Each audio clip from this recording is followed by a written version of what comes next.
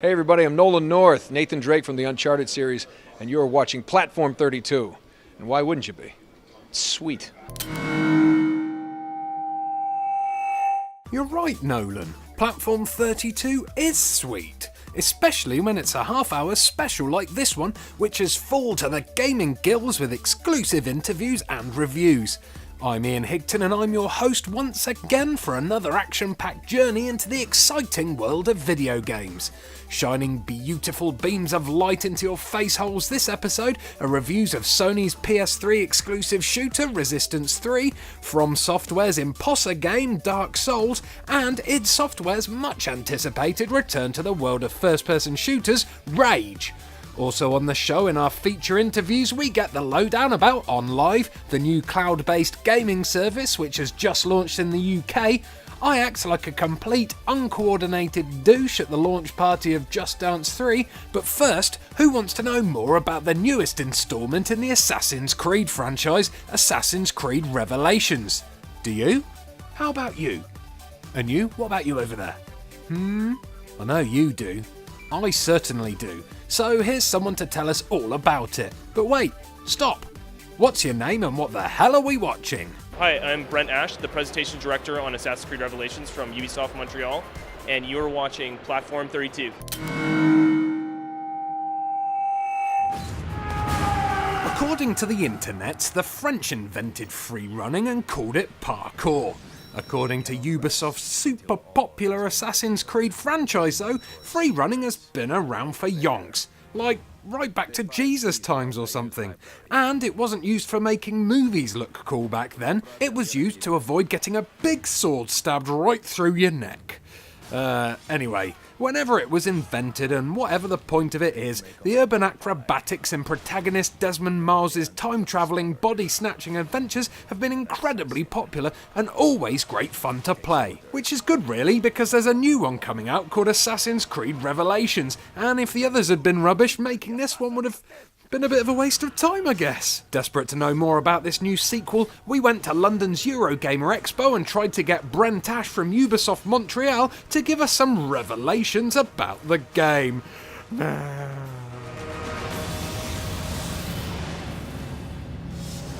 Assassin's Creed Revelations is going to be the third and final chapter in Ezio's trilogy, so we're going to be wrapping up his storyline.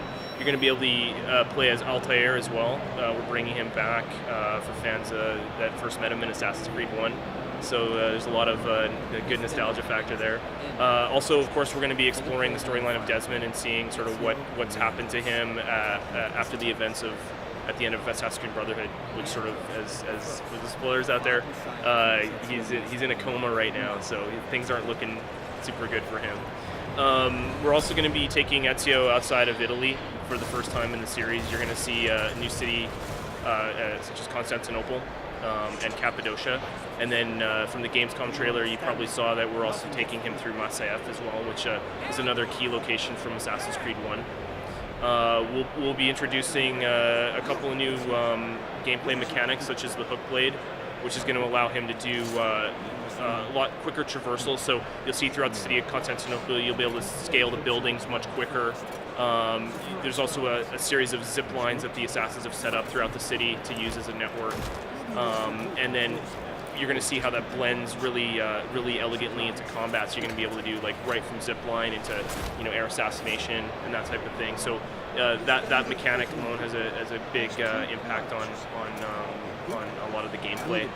The other big thing is the bomb crafting mechanic. So we demoed that a lot more extensively at Gamescom this past year, and it's a really fun system. It's allowing the player to craft different types of bombs. There's the tactical style, there's a lethal, and then there's strategic. And they really have an influence on how the player wants to play and what their style of gameplay is. So if you want to do things that are a little more stealthy, the bombs are really, there's certain types of bombs that are really effective in allowing you to do that. If you want to do stuff that's a little more aggressive, straight up, more of a forward play style, there's bombs that really assist you with doing that too. So we're really looking forward to seeing sort of the emergent gameplay that players can sort of discover for themselves from the different types of bombs. Nice, Brent. Thanks very much for taking the time to speak to us. Right, I'm off to practice my parkour in preparation for the game. I think I'm getting better now. Last time I did it, I only broke 2 bones and grazed my knee a little. The time before that, I fell onto a metal bar, smashed my pelvis and popped a testicle. Now that hurt a lot, kiddies. Believe.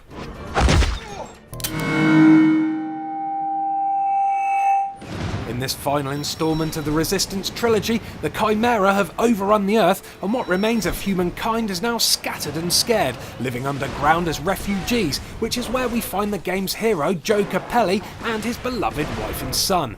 Fans of the franchise may remember Joe from Resistance 2, who, thanks to his antics at the end of that game, has been dishonourably discharged from the army and is now fighting for the survival of his family and friends rather than for the survival of the world. The large 20-chapter campaign is a bit of a slow burner. It starts off very run-of-the-mill, and it wasn't until about halfway through that I started getting gripped by the story and really got into the game.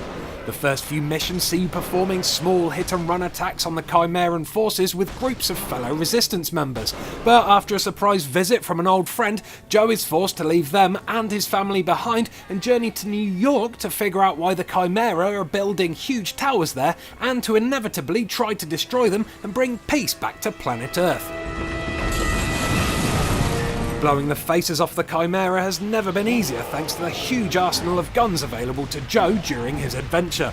The weapons include old favourites like the Bullseye and Auger, while a few new ones pop up once the game gets going, such as the Mutator, which fires big balls of Chimera spooge at your target, causing them to painfully mutate and swell up into explosive wobbly man blobs. Ooh, not a good way to go. As in previous games, each gun has a secondary fire feature. With a quick press of the R2 button, the Auger drops a shield, the Bullseye will fire a projectile that causes your bullets to lock onto the target so you can fire around corners or from behind cover, while my favourite weapon, the Atomizer, launches an electric orb which sucks enemies into it, much like the Black Hole gun in Red Faction Armageddon. The more you use each weapon, the more they grow in strength, ranking up and gaining upgrades automatically as you reach certain amounts of kills. So something like the Rossmore shotgun will start off like any other normal shotty, but at full strength it will fire incendiary ammo and toast those aliens alive. This huge arsenal is a massive plus, and the fact that you can carry all 12 weapons is a pleasant change from the modern day convention of only holding 2 and having to chop and change. Plus, having access to all these weapons at once is totally essential due to the huge number of Chimera throwing themselves at you over the course of the campaign. They range from the tiny acid-spitting leapers and the zombie-like Grims through to the huge building-destroying Widowmakers, and each one will show you no mercy. So the single-player campaign is solid, but sadly multiplayer just doesn't feel quite right. I can't put my finger on it. It feels like there's a constant lag on kills, and it doesn't really transcend above anything other than an average multiplayer experience. Even with the many maps and unlockable perks and gadgets, I doubt severely that it will hold a huge audience, especially once the next Call of Duty rears its ugly head in a month or so's time. Resistance 3 is totally one of the best shooters available on the PS3 at the moment, and it's helped banish my bad memories of the second game.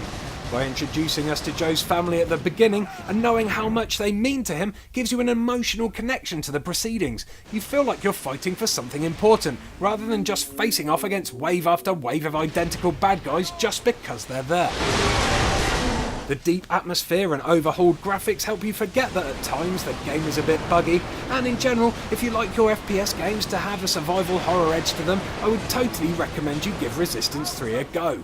So, assassins and aliens were representing in the first part of the show, but what goodies have we got for you after the break? Well, coming up we have reviews of the eye-wateringly beautiful FPS Rage and the joypad-throwingly difficult Dark Souls. Plus we have feature interviews about OnLive and Just Dance 3.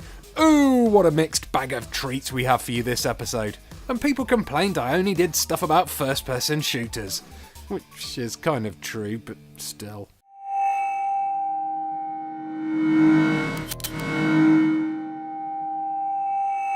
Hello! Welcome back to the warm, loving and in no way creepy embrace of Platform 32.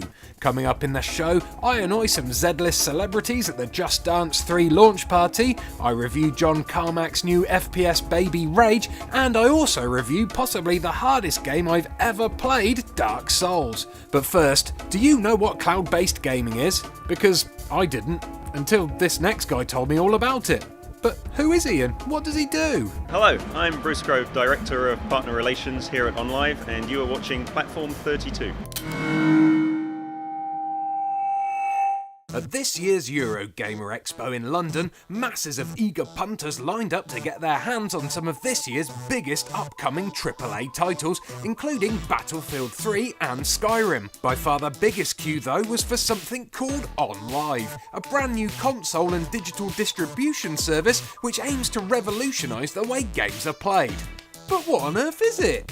We didn't have a clue, so we went and asked OnLive's Director of Strategic Relations, Bruce Grove, to tell us all about it. Go, Bruce! OnLive is the new latest gaming platform.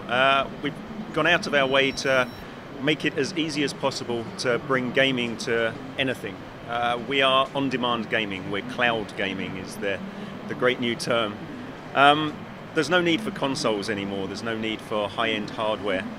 We can go from a TV to a tablet to a PC to a Mac with the same games that you play across your high-end devices today. We can now play across everything, and it's just instant. There's no downloads, there's no waiting. You just start up OnLive, go straight into the service, and all you need is a good internet connection, and you're there, playing games instantly.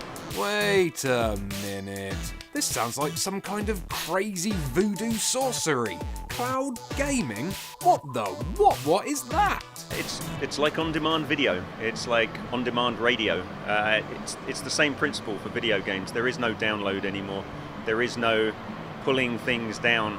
What you see is happening up in our data centers, and when you press a button, it goes up to the data center, comes back down. You don't have to wait for anything anymore. If you decide you want to buy a game there and then, and you want to play the game there and then, just hit buy, start playing. It's that simple. Day and date releases mean that at 12:01 you don't even have to be standing in the line. It means that at 12:01 you start playing the game. Oh, okay, I get it now.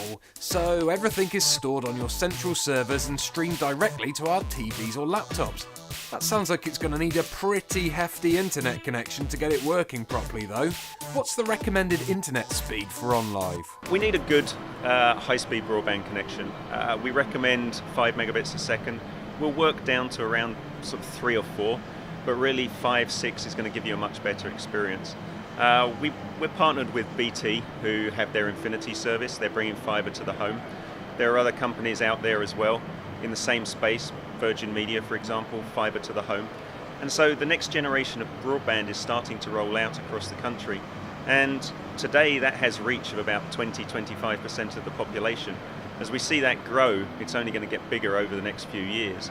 And so we hear all these stories about, well, the broadband's not really there, but at the same time, 2-3 years ago, everyone said you couldn't stream video.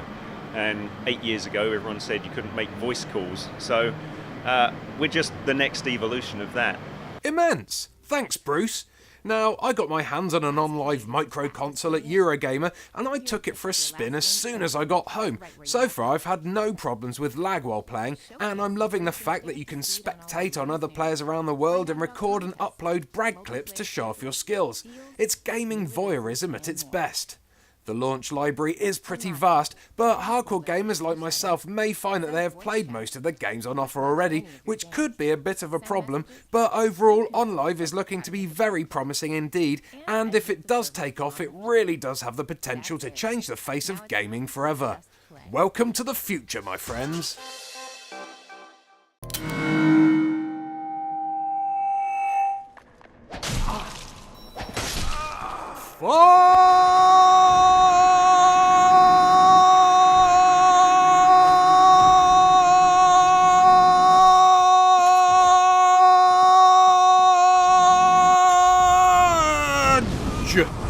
Is a word similar to the word you'll be shouting over and over again whilst playing Dark Souls, because the sequel to From Software's Demon's Souls is probably the hardest game you will ever play ever.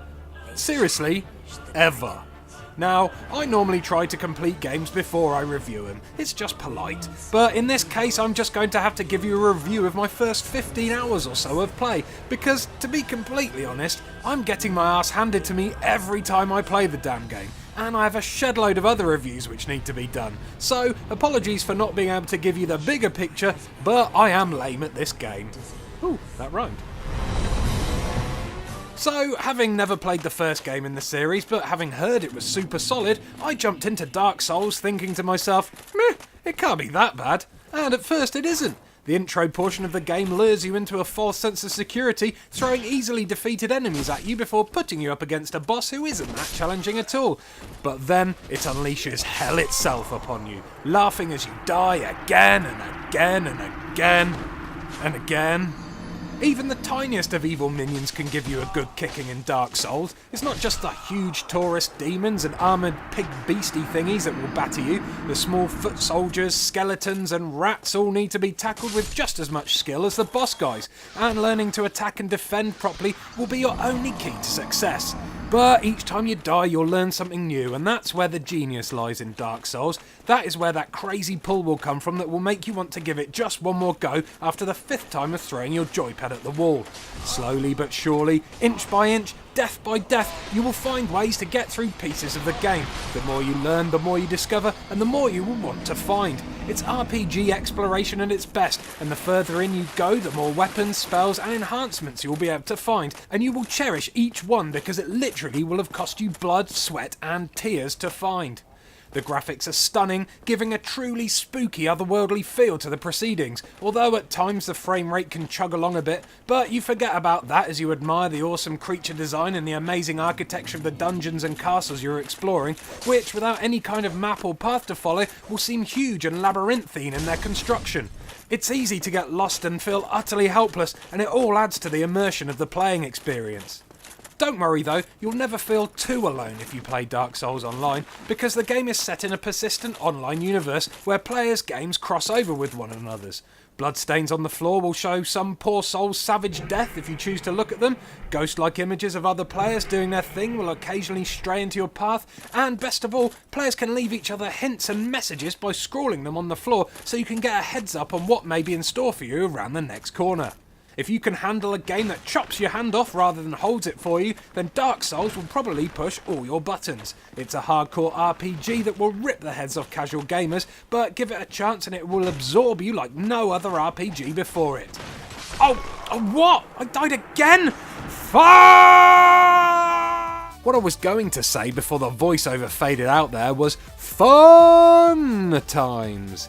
And not a swear word, honest. Coming up after the break, we've got pieces on 2 games that totally have nothing in common with each other. Just Dance 3 and Rage. Honestly, it's like putting a baby poodle into a cage with a Rottweiler. Or something. Man, I'm bad at analogies.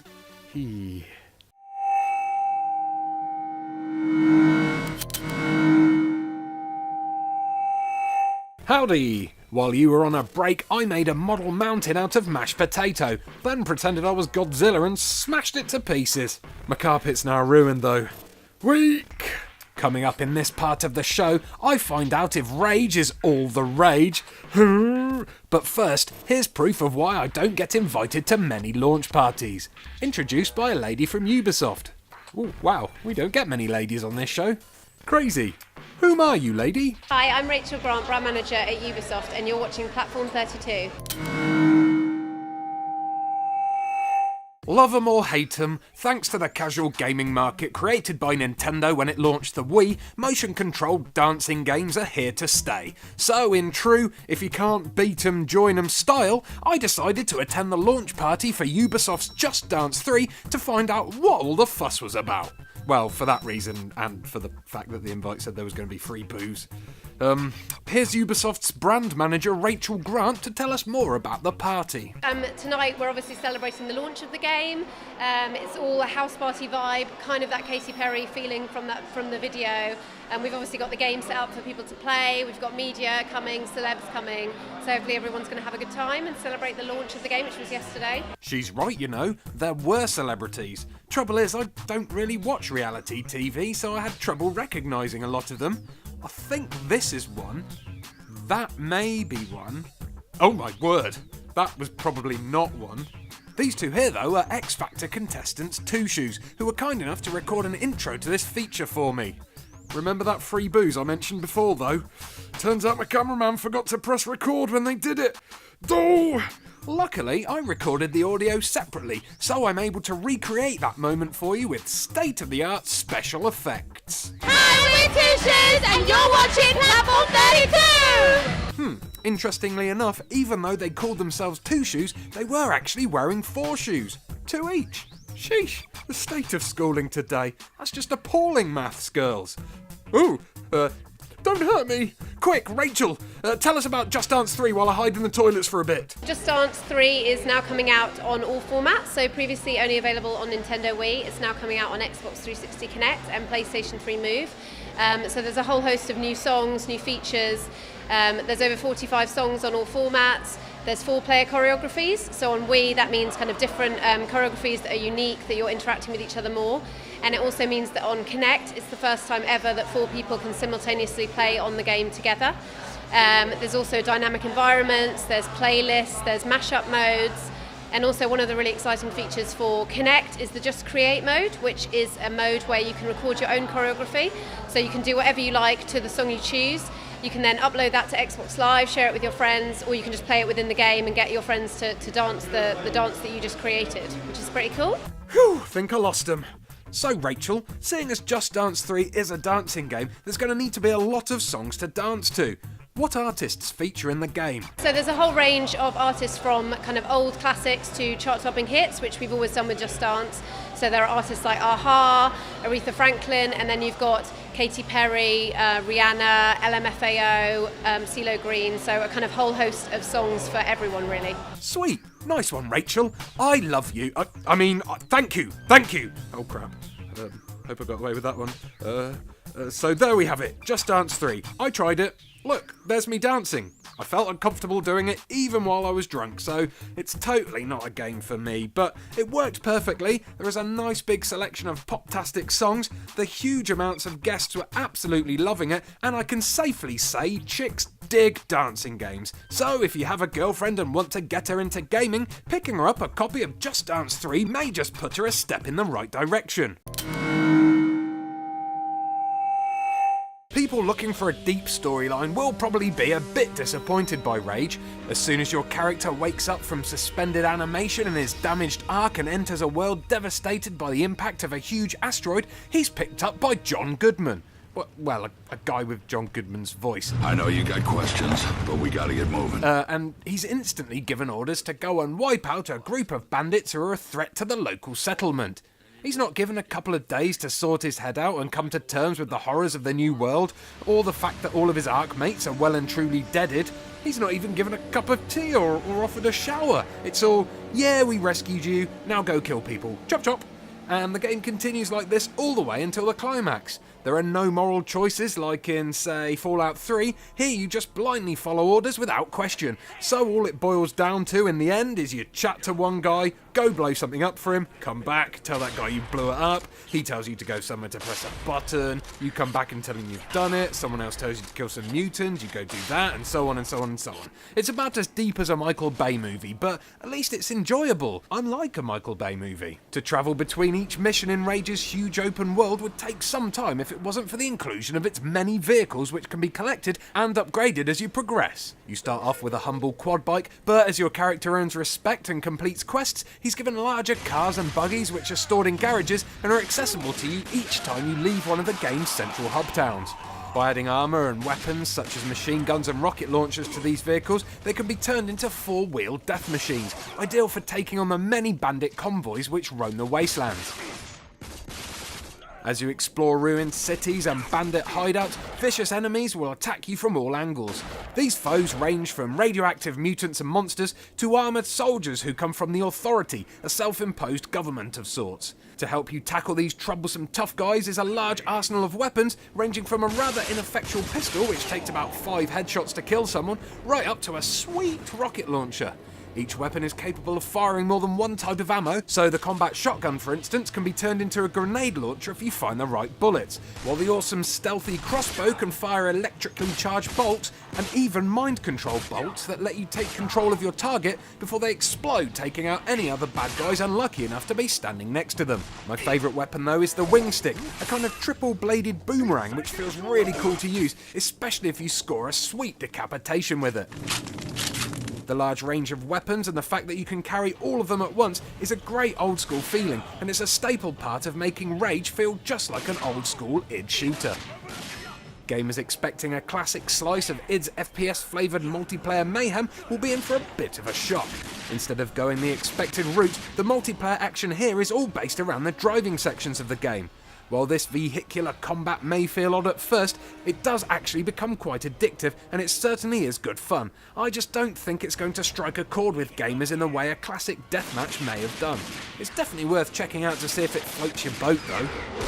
I absolutely loved my time with Rage, and although the slower moments and shallow story may be enough to put some gamers off enjoying it fully, the gameplay experience I had was definitely one of the best I've had this year. If you love your old school shooters and want to play a game that looks so good it will literally melt your eyeballs, then Rage is a total must-buy. I should probably point out that it won't actually melt your eyeballs though. That was a lie. Mine are fine. That's it, another show done and dusted. It's always sad to end these special episodes, but it's also good because that means we can start looking forward to the next one, which will be here before you know it. Unless I get into a terrible accident or my MacBook Pro blows up, I guess. Either way, I won't be doing much editing. So if you enjoyed any of the segments in this show, why not take a moment to check out our Platform32 YouTube channel, where you can see extended versions of all the reviews and interviews in glorious streamo-vision. And if you want to get in touch with me in any way, or just come and join the growing P32 community and talk gaming or gaming-related tomfoolery, just head along to our Facebook and Twitter pages to get involved. Because, to be fair, it's kind of pointless me running them if no one does. Anyway, the URLs are in the end credits. Happy gaming, my square-eyed chums. See you next time.